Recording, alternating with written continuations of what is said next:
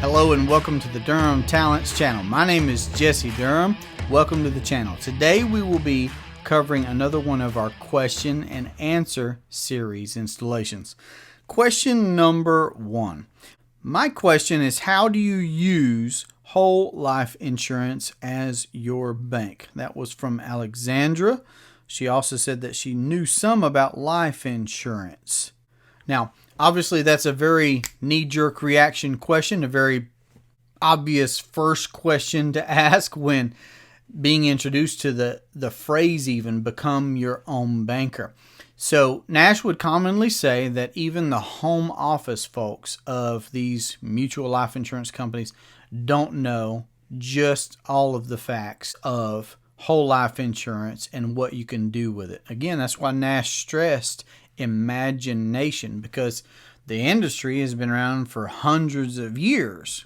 But the idea that you could use a whole life insurance policy as a privatized bank is really out of the box thinking. So my response is to say, please read Becoming Your Own Banker by R. Nelson Nash. That's his first book. It's 92 pages. It's got large print.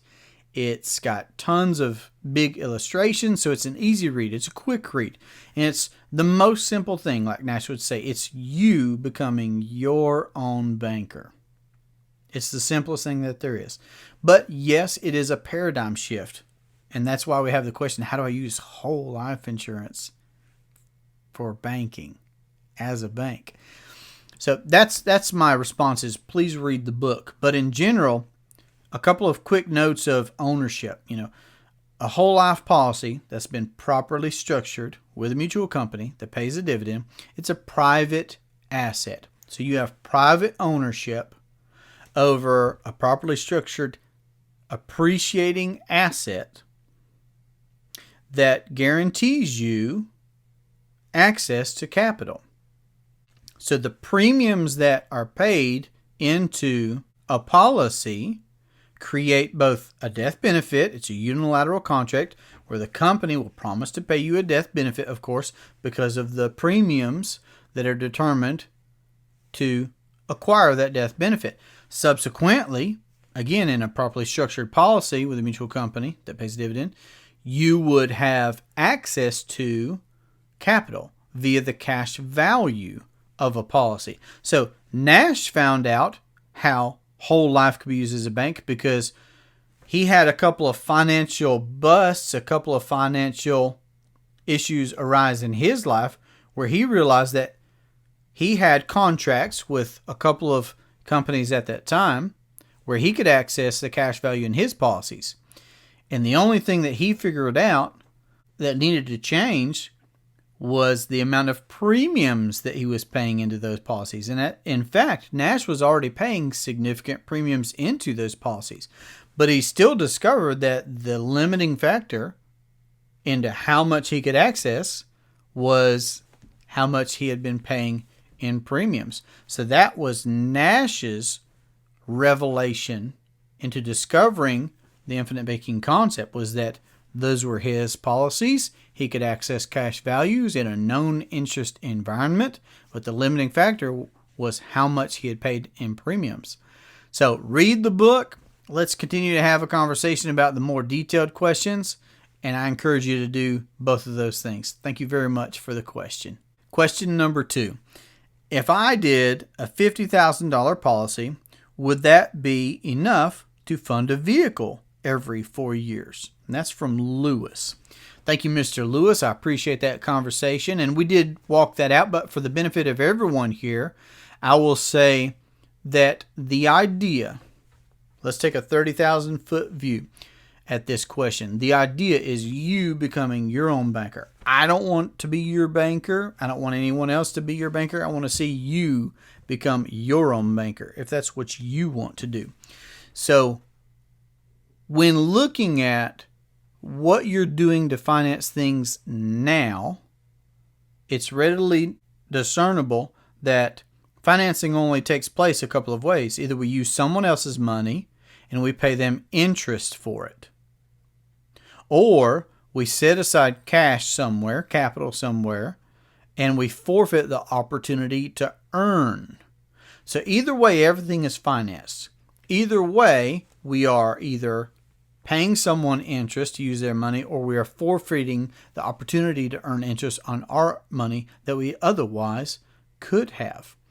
So if you determine that a $50,000 a year policy is appropriate for your financial situation, and that is the way to go about it.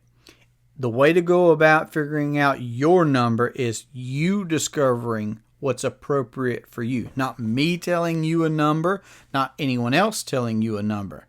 Now, pragmatically, if you tell me that you want to have access to a certain amount of capital, naturally, we would have a discussion about how to properly structure a policy that would satisfy that need of finance. If you want to buy a vehicle for a certain amount every 4 years, can we structure a policy that would satisfy that need of finance? Absolutely. What that number may be is going to depend on what kind of vehicle do you want? How much is it going to cost? And that's a great place to be able to start. I mean, just consider. Let me ask everyone my own question. How many vehicles have you bought? How many are you likely to still buy? I'm not in my first vehicle. You're probably not in your first vehicle. Nor am I in my last, God willing, or you in your last. What if we could simply buy the vehicles that we're going to buy anyway and get the money back? What if you had all the money back from all the vehicles that you had already bought? So the infinite banking concept is not consolidated just to financing cars and trucks, okay? But again, if that's all you did, you would change your family wealth immensely. So yes, a policy could be constructed to satisfy your need for financing vehicles in your life, but it's going to depend on the premiums that you choose to pay. It's going to depend on what kind of vehicle you want. But again, that's the whole point. It's you becoming your own banker. You figuring out what's an appropriate amount of premium to pay for the things that you want to be able to finance in your life on your terms. The idea is to be able to finance the things that you're going to finance anyway. Like, just add one more step. Let's talk about how we can add just one more step to what you're already doing so that you don't take any additional risk. You don't have to change your cash flows. Don't have to work any harder. You don't lose control. And you can keep doing the things that you're going to do anyway. But you can also get the money back. So thank you for that question, Mr. Lewis. Number 3 is really a statement. This is from Anonymous. I would like to talk to you. I am interested in becoming my own banker. Not sure if it will benefit me so much, but it could benefit my children and my grandchildren. I need some guidance. Well, I love this. Someone who's obviously interested enough to find out more about what it means to become your own banker, being coachable, requesting some guidance. I mean, these are great things that I look for, and that's why I want to mention it, because for the benefit of everyone, if you're not a teachable person, this is not going to be a good relationship. You know, when I decided that I wanted to become my own banker, I was reading and listening to everything I could absolutely get my hands on. But I loved the nature of that statement about not just being interested in finding out more about this idea and getting some guidance about how to practice the infinite banking concept, but also thinking and looking ahead for the children and the grandchildren. I love this. It makes me think, these are the kinds of people that I love to connect with. Nash would talk about the importance of thinking, planning, and acting intergenerationally. I mean, when we realize and wrap our heads around we can account for our need for finance in our lifetime, we can systematically amass capital somewhere that we can control with private ownership and a contractual right to access for our need for finance. And at the time of our graduation, when we pass, there can be a tax-free transfer of wealth to the next generations. That is a beautiful thing. So I really appreciate the sentiment, and the wording in this gave us plenty of good things to be able to talk about. So keep reading. Let's have a conversation. And please let me know what your questions are. Either put your question down in the comments section so that I can address what your most pressing question is, or to have a conversation directly with me. You can reach me at 828-817-4223, or you can email durhamtalents@gmail.com. This has been a great pleasure for me. I look forward to our next conversation. Have a great day. Take care.